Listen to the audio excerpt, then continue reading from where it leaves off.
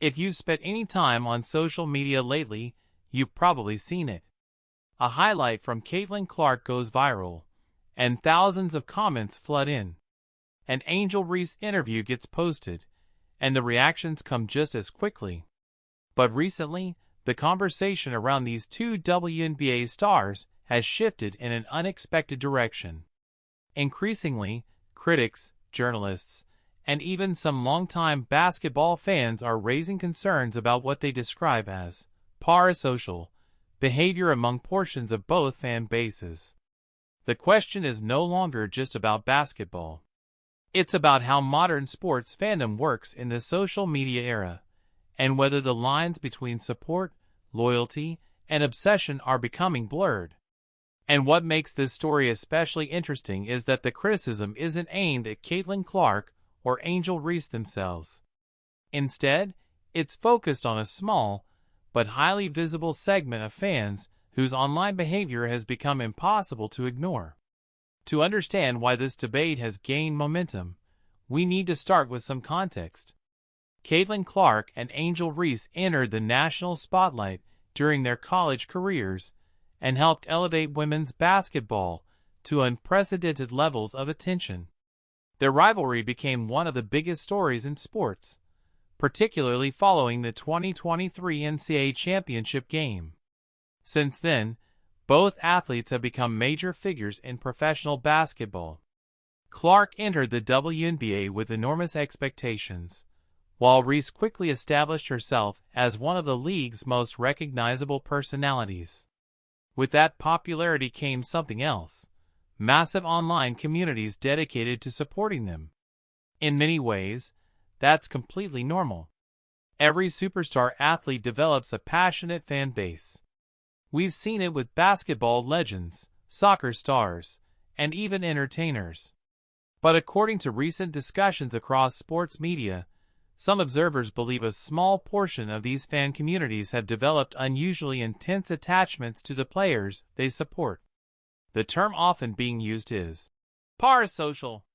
For those unfamiliar with the concept, a parasocial relationship describes a one-sided emotional connection where fans feel personally invested in someone they don't actually know. It's a phenomenon that has existed for decades, but social media has dramatically amplified it. Platforms like X, TikTok, Instagram, and YouTube allow fans to consume endless content about athletes.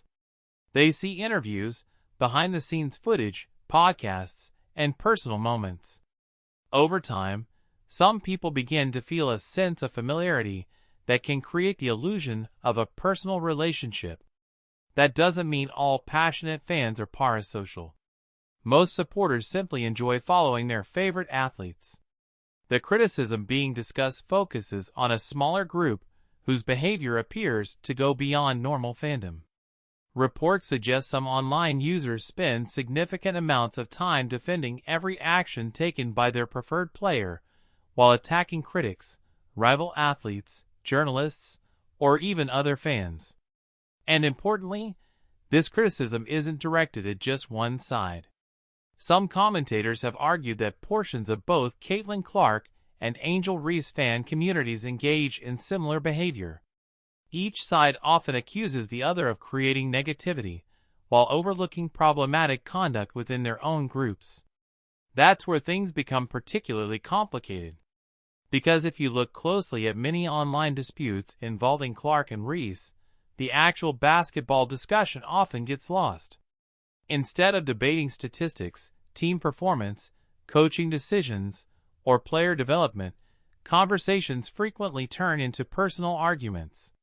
One social media post can quickly become a battle between competing fan groups. A routine foul gets dissected for days. A post-game comment becomes evidence of alleged disrespect. A referee decision sparks thousands of reactions.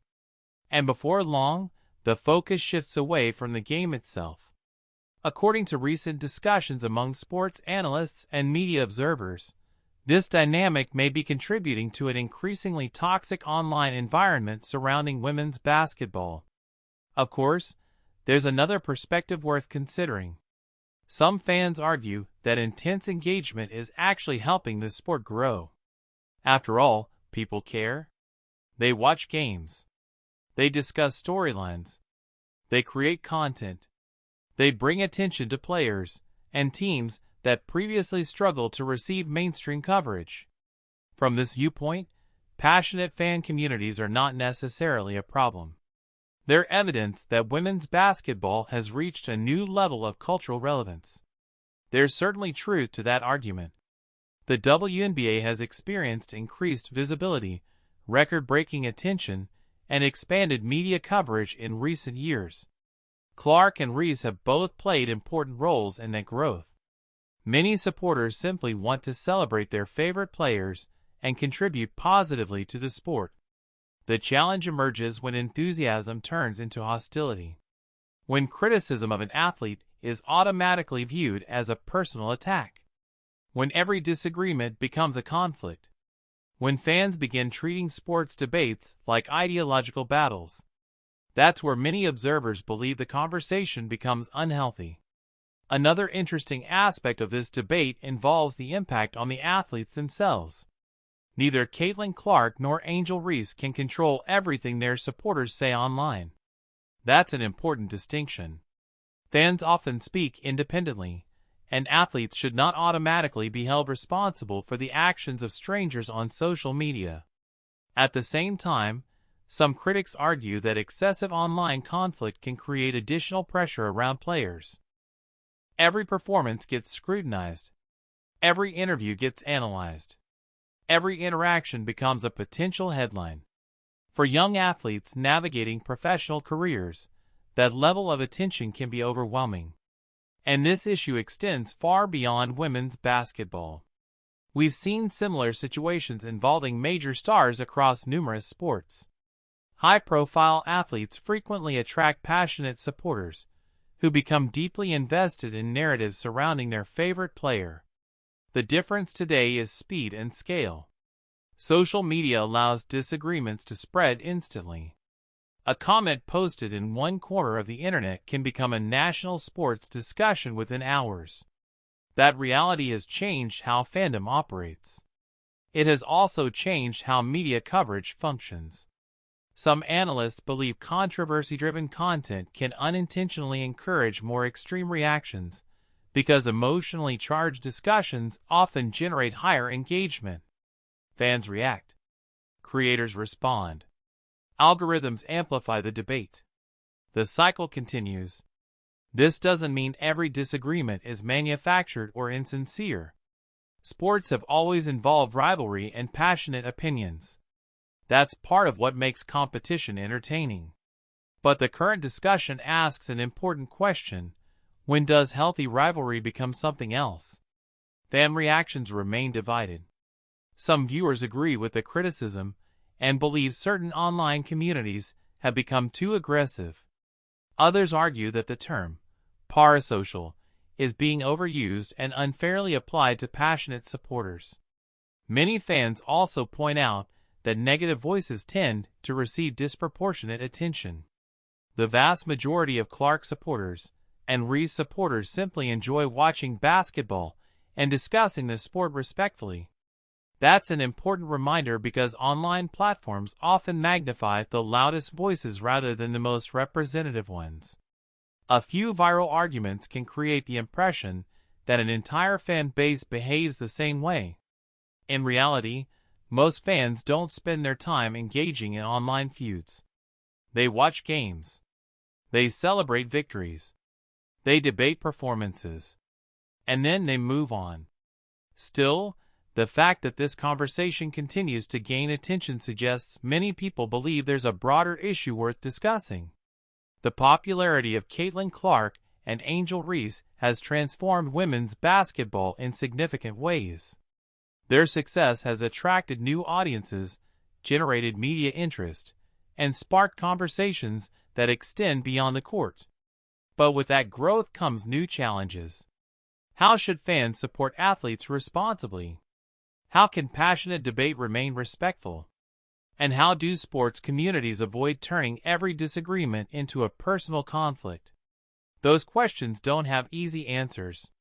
What's clear is that Clark and Reese remain central figures in one of the most fascinating periods in women's basketball history.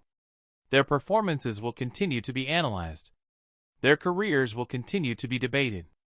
And their supporters will continue to play a major role in shaping the conversation. But perhaps the most important takeaway is this: the athletes themselves are competitors, not symbols through which fans must fight every cultural battle. Basketball is ultimately about the game, the rivalries, the performances, the moments on the court. And maybe the challenge for all fans is remembering that appreciation for a player doesn't require hostility toward everyone else. So here's the question: in today's social media era, where should the line be drawn between passionate fandom and unhealthy attachment? And do you think sports culture is getting closer to that line, or moving further away from it?